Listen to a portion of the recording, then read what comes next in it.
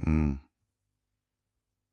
हम इंसान ना अपनी पहचान, अपना वजूद और अपना नाम बचाने के लिए पूरी जिंदगी लड़ते रहते हैं। हाँ, बिल्कुल हम चाहते हैं कि सब हमें जाने, सही कहा। हम चाहते हैं कि हमारी एक अलग पहचान हो और हमारे जाने के बाद भी दुनिया हमें हमारे काम से, हमारे नाम से याद रखे। हाँ। तो फिर एक नदी जो खुद जीवन देती है, जिसके बिना किसी भी सभ्यता का कोई वजूद ही नहीं है, वो अपना मीठापन, अपनी एक अलग और खूबसूरत पहचान एक खारे और बिल्कुल बेनाम समंदर में हमेशा के लिए मिटाने के लिए इतनी उतावली क्यों होती है? देखिए, ये जो विरोधाभास है ना, यही असल में इस पूरी चर्चा की सबसे गहरी बुनियाद है। मतलब एक तरफ इंसान है जो हर कीमत पर खुद को बस बचाने में लगा हुआ है। हाँ, हर चीज पर अपना नाम लिखना उसे। एकदम। और दूसरी तरफ प्रकृति का वो रूप है जो खुशी खुशी खुद को मिटाने के लिए दौड़ रहा है। और हैरानी की बात यह है कि जो खुद को मिटा रहा है, असल में वही पूरी दुनिया को जीवन दे रहा है। क्या बात है! अगर हम इस नजरिए से सोचें तो नदी का समंदर की तरफ भागना सिर्फ एक भौगोलिक घटना नहीं रह जाता। बिल्कुल। और आज के हमारे इस विस्तृत विश्लेषण में हम इसी गहरे और बेचैन करने वाले विरोधाभास में उतरने वाले हैं। हमारे सामने आज एक बहुत ही खूबसूरत दार्शनिक कविता है जिसका शीर्षक है नदी का संकल्प। बस चलते रहे। ये एक बहुत ही शक्तिशाली रचना है ना? और एक कविता महज पानी के एक स्रोत या गुरुत्वाकर्षण के नियमों की बात नहीं करती। ये कवि और बहती हुई नदी के बीच का एक ऐसा संवाद है जो अस्तित्व, निस्वार्थ सेवा और खुद को पूरी तरह से खोकर कुछ बहुत विशाल पा लेने की बात करता है। चलिए इसको थोड़ा और खोलकर समझते हैं। आखिर इस कविता के मूल में ऐसा क्या छिपा है जो हमारी पूरी जीवन शैली पर ही सवाल खड़े कर देता है? यहाँ सबसे दिलचस्प बात यह है कि कवि ने नदी के बहाव के माध्यम से हमारी मानव सभ्यता, हमारी तथाकथित प्रगति और उस प्रगति के पीछे जो एक स्वार्थ छुपा है ना, उसके जटिल रिश्ते को बेनकाब किया है। कवि जब पहाड़ों की ऊंचाइयों से निकलकर मैदानों में दौड़ती हुई नदी को देखता है तो उसके मन में एक बहुत ही बुनियादी सवाल आता है कि आखिर ये भाग क्यों रही है? बिल्कुल। वो नदी से पूछता है कि आखिर ये अनथीन दौड़ किस लिए है। वो कौन सी मंजिल है जो तुम्हें एक पल भी रुकने नहीं देती। और उससे भी बड़ा सवाल कि तू समंदर में समाने के लिए इतनी बेताब क्यों है। और वो पंक्तियां न सीधे हमारे सबसे बड़े डर पर चूट करती। मतलब कवि बहुत ही हैरानी से पूछता है, क्यों है बेताब समंदर में समाने को, अपनी मिठास और पहचान गंवाने को? हाँ, अपनी पहचान गंवाने का डर। मतलब इस बात को अगर हम रोजमर्रा की जिंदगी से जोड़ें तो ये कुछ ऐसा ही है जैसे कोई बहुत ही सफल, छोटा और प्यारा सा स्थानीय व्यापार हो। मान लीजिए कोई कोई पुरानी बेकरी है जिसकी अपनी एक बहुत ही खास पहचान है।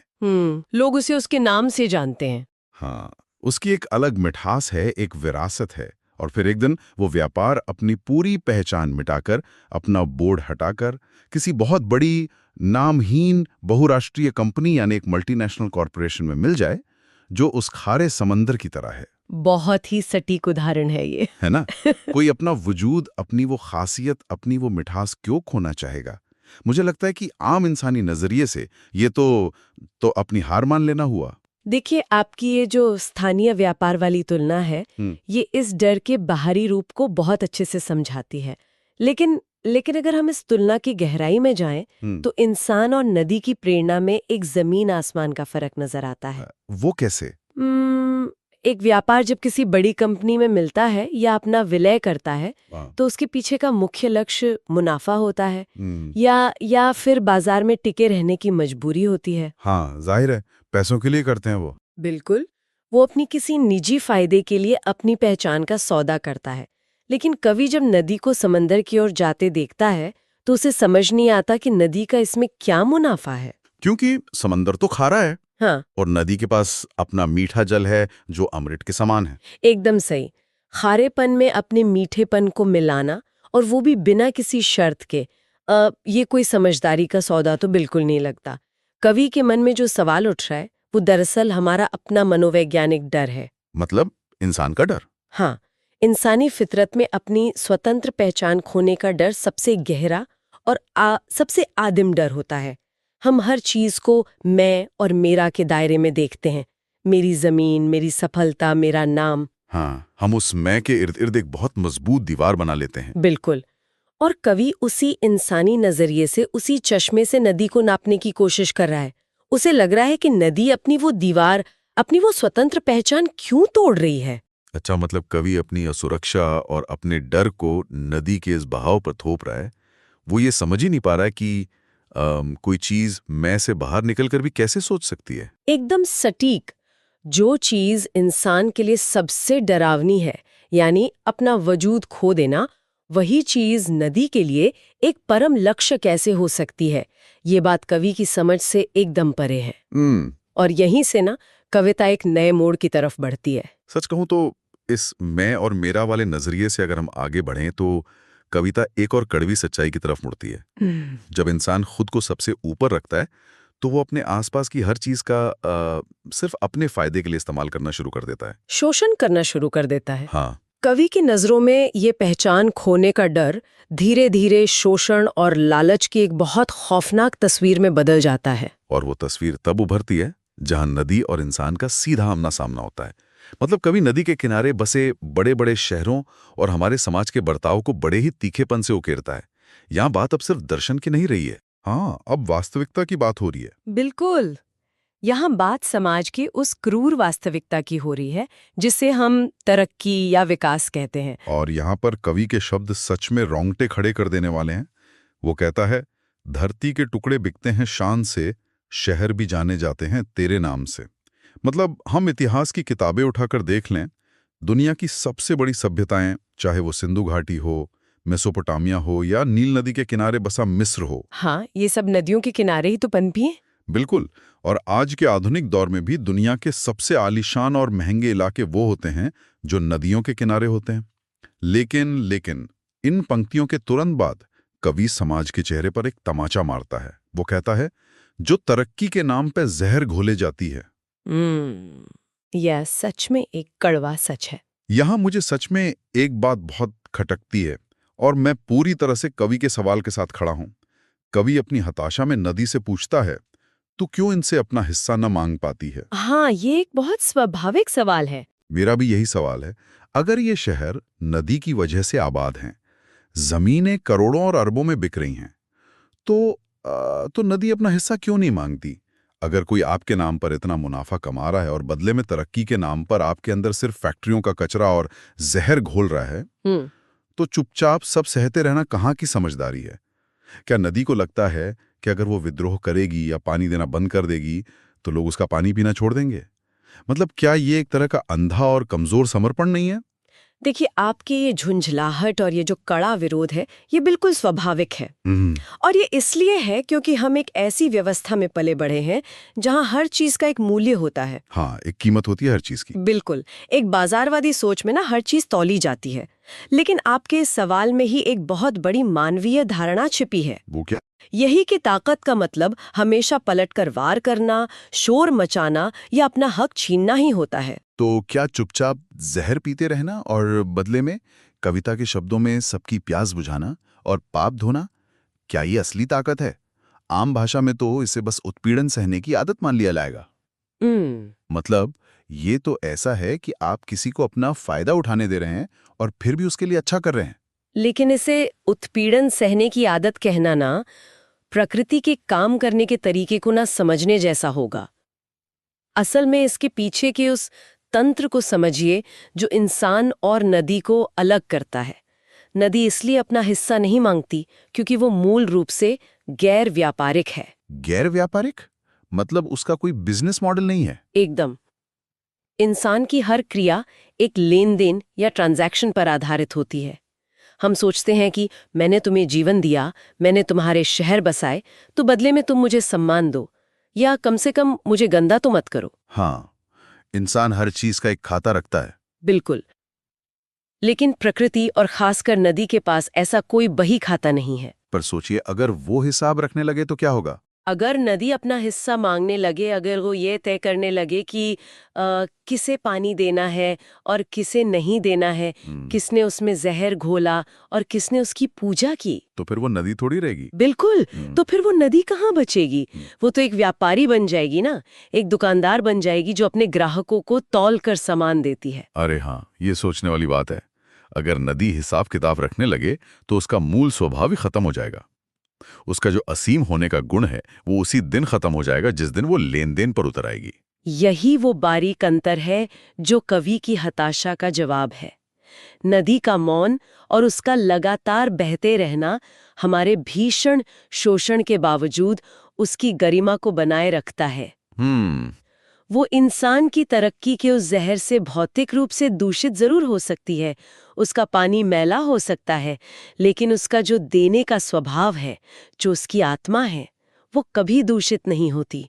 उसकी शक्ति न उसके असीमित निस्वार्थ होने में है, प्रतिशोध लेने में नहीं। इस गैर व्यापारिक और निस्वार्थ स्वभाव की बात ने ना मुझे सच में सोचने पर मजबूर कर दिया है। और शायद यही वजह है कि कवि के इस कड़े सवाल और गुस्से के बाद अब कविता में नदी खुद जवाब देती है। हाँ, अब नदी की बारी है। यह है इस पूरी चर्चा का एक बहुत ही खूबसूरत और ठहराव भरा मोड़ है, जहां नदी अपनी लहरों के जरिए अपना दर्शन समझाती है। और नदी का ये जवाब ठहरने और चलते रहने के बीच के अंतर को बहुत ही सरल लेकिन बहुत गहरे तरीके से सामने लाता है। ये सिर्फ पानी की अवस्थाओं की बात नहीं है, ये जीवन जीने के दो अलग अलग तरीकों की बात है। नदी अपने जवाब की शुरुआत में कहती है, जब बर्फ जैसी कठोर थी किसी ने न पूछा, लेकिन जब वो पिघलकर बही तो सभी ने उसे पूजा। मुझे इस बर्फ बनाम बहते पानी की तुलना में भौतिक विज्ञान और मनोविज्ञान का एक अद्भुत संगम दिखता है। ये पंक्ति सुनने में बहुत साधारण है, लेकिन इसका अर्थ बहुत गहरा है। इस विज्ञान और मनोविज्ञान के संगम को अगर हम थोड़ा और खोल कर देखें तो आप इसमें क्या पाते हैं? देखिए, अगर हम बर्फ की बात करें तो बर्फ बहुत कठोर होती है। उसका अपना एक निश्चित आकार होता है, वो अपनी जगह पर अड़ी रहती है। बिल्कुल, वो पिघलना नहीं चाहती। हाँ, और इंसान के अहंकार को भी हम अक्सर ऐसा ही मानते हैं। एक इंसान जो अपने मैं में, अपनी मान्यताओं में जमा हुआ है, वो कभी झुकना नहीं जानता। लेकिन उस कठोरता में, उस अड़ियलपन में कोई जीवन नहीं है। सही कहा। मान लीजिए कोई प्यासा इंसान किसी बर्फ के बहुत बड़े पहाड़ के सामने खड़ा है, तो वो तुरंत अपनी प्यास नहीं बुझा सकता। उसे बर्फ के पिघलने का इंतजार करना होगा। एकदम, बर्फ को पिघलना होगा, उसे अपना वो कठोर आकार तोड़ने का दर्द सहना होगा, यानी उसे लचीला होना होगा और बहना शुरू करना होगा, तभी वो असल में किसी के काम आ सकती है। इस बात को अगर हम उपयोगिता और विस्तार के बड़े नजरिए से देखें ना, तो ये सिर्फ आकार बदलने या लचीला होने की बात नहीं है, ये अपने सुरक्षित दायरे को पूरी तरह से तोड़ने की बात है। नदी अपने जवाब में आगे एक बहुत ही अहम बात कहती है, जो अपने लिए जीता है वो सीमित रह जाता है, जो सबके लिए बहे वही अमृत कहलाता है। यहाँ ध्यान देने वाली बात यह है कि अमृत बनने की शर्त ही ये है कि आप अपनी सीमाओं को लांघे और खुद से बाहर निकलकर दूसरों के लिए बहें। ये अमृत शब्द ना अपने आप में बहुत भारी है। मतलब पानी तो पानी है, वो चाहे जमा हुआ हो या बह रहा हो, वो अचानक से अमृत कैसे बन गया? पानी अमृत तब बनता है जब उसमें गति होती है, जब उसमें जीवन को पोषित करने की क्षमता होती है। नदी अपने दर्शन को और साफ करते हुए कहती है कि अगर वो थम गई, अगर उसने पहाड़ों से नीचे उतरकर बहना छोड़ दिया, तो वो सिर्फ एक तालाब या झील बनकर रह जाएगी। हाँ, वो कहती है अगर थम गई तो तालाब या झील कहलाऊंगी, फिर सिर्फ मुट्ठी भर लोगों के ही काम आऊंगी। बिल्कुल, तालाब या झील बनने का सीधा सा अर्थ है खुद को एक जगह सुरक्षित कर लेना। वहां पानी जमा है, वो भी शायद कुछ लोगों की प्यास बुझा सकता है, लेकिन उसका विस्तार पूरी तरह से खत्म हो गया है। यानी ठहराव में सुरक्षा तो है, लेकिन प्रभाव नहीं है। एकदम सही। नदी का दर्शन हमें ये समझाता है कि ठहराव में उपयोगिता सिकुड़ जाती है। जब आप सुरक्षा चुनते हैं और एक जगह रुक जाते हैं, तो आप केवल कुछ गिने चुने लोगों तक सीमित रह जाते हैं। लेकिन जो लगातार बहता है, जो अपनी सुरक्षा छोड़कर खुद को बांटने का जोखिम उठाता है ना, वही असल में जीवन का अमृत बनने की क्षमता रखता है। ये तो कमाल का नजरिया है। मतलब जो चीज हमें अक्सर सबसे सुरक्षित लगती है, ठहराव, अपनी एक जगह बना के चुपचाप बैठ जाना, कोई जोखिम ना लेना, वही चीज असल में हमारे जीवन की सार्थकता को मार रही होती है। बिल्कुल। जीवन उस जोखिम में है जो नदी रोज उठाती है, पहाड़ों की दुर्गम ऊंचाइयों से गिरकर, पथरीले रास्तों से टकराकर मैदानों में बहने का जोखिम। और यही जोखिम, यही निरंतर यात्रा उससे उसके अंतिम और सबसे बड़े लक्ष्य की ओर ले जाती है।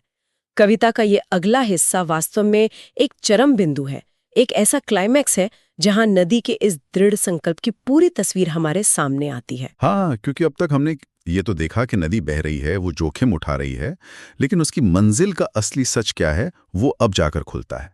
नदी यहाँ पूरी दृढ़ता के साथ एक योद्धा की तरह घोषणा करती है, सेवा ही मेरा धर्म है, इसमें दो राय नहीं। और इस घोषणा में ना कोई झिझक नहीं है। ये ध्यान देने योग्य है कि यहाँ नदी उस मासूम, शोषित और चुपचाप सहने वाली छवि से बहुत आगे निकल चुकी है। हाँ, वो बेचारी नहीं है। बिल्कुल। उसमें अब एक अजीब सा आत्मविश्वास और तेज है। मैं भी यही सोच रहे थे। वो आगे कहती हैं, जो रास्ता रोके उसे चीर के निकल जाऊंगी, हर बंधन तोड़कर अपना फर्ज निभाऊंगी। यहाँ नदी का वो रौद्र रूप दिखता है जो किसी भी बाधा को नहीं मानता।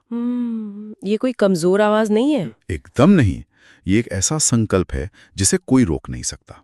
लेकिन इन सब के बावजूद जो पंक्तियां मुझे सबसे ज्यादा चौंकाती हैं और कवि के उस सबसे पहले सवाल का मुकम्मल जवाब देती हैं, वो है इस कविता की आखिरी 2 लाइनें, जो कि बहुत ही गहरी हैं। हाँ, नदी कहती है, अपनी बूंद बूंद अर्पित कर विशाल बन जाऊंगी, खुद को मिटाकर ही भव्य सागर कहलाऊंगी। ये इन पूरी पंक्तियों का और शायद इस पूरे विश्लेषण का सबसे शक्तिशाली दार्शनिक निष्कर्ष है। इसे अगर गहराई से समझा जाए ना, तो ये हमारी भौतिक दुनिया के गणित के नियमों को ही पूरी तरह से पलट देता है। वो कैसे? इस गणित को थोड़ा और समझाइए ना। देखिए, हम इंसान मानते हैं कि अगर हमारे पास कोई चीज है और हम उसे किसी और को दे देंगे तो हमारे पास वो चीज कम हो जाएगी। हाँ, हमारा गणित तो जुड़ने और घटने पर ही चलता है। बिल्कुल। अपनी बूंद बूंद अर्पित करने का सीधा मतलब हमारे लिए शून्य हो जाना या खाली हो जाना है। लेकिन नदी का गणित बहुत अलग है। याद कीजिए, कवि ने शुरुआत में पूछा था कि तू अपनी मिठास और अपनी पहचान क्यों गंवाना चाहती है, तो हार क्यों मान रही है। नदी इन आखिरी लाइनों में जवाब देती है कि समंदर में मिलना मौत नहीं है, हार नहीं है, ये शून्य होना नहीं है। अरे वाह, ये तो विस्तार का चरम है। ये हारना नहीं बल्कि सबको जीत लेना है। एकदम सही। वो समंदर में इसलिए जा रही है क्योंकि उसे पता है कि जब तक वो एक नदी है, जब तक उसकी वो एक छोटी सी मीठी सी पहचान है, तब तक वो सीमित है। लेकिन जब वो अपनी उस सीमित पहचान को पूरी तरह से मिटा देगी, अपनी हर एक बूंद को बिना किसी शर्त के अर्पित कर देगी, तब जाकर वो खुद भव्य सागर बन पाएगी। जरा सोचिए, जब तक वो नदी थी, उसके 2 किनारे थे, उसकी सीमाएं थी। हाँ, वो बस एक नीली लकीर जैसी थी। बिल्कुल। लेकिन जैसे ही उसने अपना अहंकार, अपना मैं छोड़ा और अपनी हर एक बूंद समंदर को दे दी, वो खुद समंदर हो गई। अब उसके किनारे पूरी पृथ्वी को छू रहे हैं। उसका विस्तार अब असीमित हो गया है। सच कहूं तो ये नजरिया इंसान के सोचने के तरीके को जड़ से हिला देता है। बिल्कुल। हम सोचते हैं कि खुद को बचाए रखने में ही महानता है। हम अपनी छोटी छोटी पहचानों को, कि मैं ये हूँ, मेरी ये उपाधि है, मेरे पास इतना पैसा है, इन्हें एक बक्से में बंद करके उस पे ताला लगाकर बैठे रहते हैं। और हम इसी में खुश रहते हैं। हाँ, लेकिन ये कविता और ये नदी हमें ये बता रही है कि जब तक तुम इस ताले को तोड़कर अपने मैं को नहीं मिटाओगे, जब तक तुम खुद को एक बड़े उद्देश्य के लिए खाली नहीं करोगे, तब तक तुम कुछ भी बड़ा नहीं बन सकते। सच्ची महानता या विशालता तब तक हासिल नहीं की जा सकती जब तक इंसान अपने अहंकार को पूरी तरह से विसर्जित ना कर दे। खुद को मिटाना यहाँ अंत नहीं है, बल्कि ये अनंत होने की शुरुआत है। अपनी वो छोटी सी पहचान खोकर नदी वो शक्ति और वो विशालता पा लेती है जिसे कभी नापा नहीं जा सकता। और यही असल में नदी का संकल्प है, एक निरंतर यात्रा, एक ऐसा बहाव जो तब तक खत्म नहीं होता जब तक कि एक छोटी सी बूंद अपने अहंकार को त्याग कर खुद समंदर न बन जाए। आज के इस विस्तृत विश्लेषण को अगर हम समेटें तो ये बात बिल्कुल स्पष्ट हो जाती है कि ये कविता महज पानी के बहाव का वर्णन नहीं है। बिल्कुल नहीं। ये पहचान, अहंकार, शोषण और निस्वार्थ सेवा के बीच उलझे हुए हमारे अपने जीवन का एक पारदर्शी आईना है। यह हमें बताती है कि परिस्थितियों के सामने पिघलना और बिना किसी स्वार्थ के दूसरों के लिए बहना कोई कमजोरी नहीं है, बल्कि ये तो उस अमृत के बनने की अनिवार्य शर्त है। ठहराव मौत है और बहाव ही जीवन है। और सबसे महत्वपूर्ण बात यह है कि ये कविता हमें अपने उन गहरे मनोवैज्ञानिक डरों का सामना करना सिखाती है जो हमें जीवन भर एक झील या तालाब बनकर सुरक्षित रहने को मजबूर करते हैं। ये हमें अपनी सीमाओं को तोड़ने का साहस देती है। इस पूरी चर्चा के अंत में एक बहुत ही गहरा सवाल पीछे छूट जाता है। मतलब सोचने वाली बात यह है कि अगर इस कविता के दर्शन को सच माना जाए, जहां एक नदी अपना सर्वस्व, अपनी हर एक बूंद अर्पित करके और अपनी वो प्यारी निजी पहचान मिटाकर ही भव्य सागर जैसी अनंत विशालता प्राप्त कर सकती है, तो क्या मानव जीवन में भी सच्ची महानता पाने का एकमात्र रास्ता यही है? क्या हमारा अहंकार और हमारी निजी पहचान को पूरी तरह से खत्म किए बिना महानता हासिल करना संभव ही नहीं है? ये एक बहुत ही विचारणीय प्रश्न है। बिल्कुल। क्या हम इंसान तब तक सच में महान नहीं बन सकते जब तक हम अपनी उस मिठास और पहचान को मिटाने का अदम्य साहस नहीं जुटाते? क्या खुद को बचाए रखते हुए विशाल होना प्रकृति के नियमों के खिलाफ है? इसी गहरे और बेचैन करने वाले विचार के साथ हमारा आज का ये विस्तृत विश्लेषण यहीं संपन्न होता है। गहराई में उतरते रहिए और विचारों के इस समंदर में खुद को खोजते रहिए।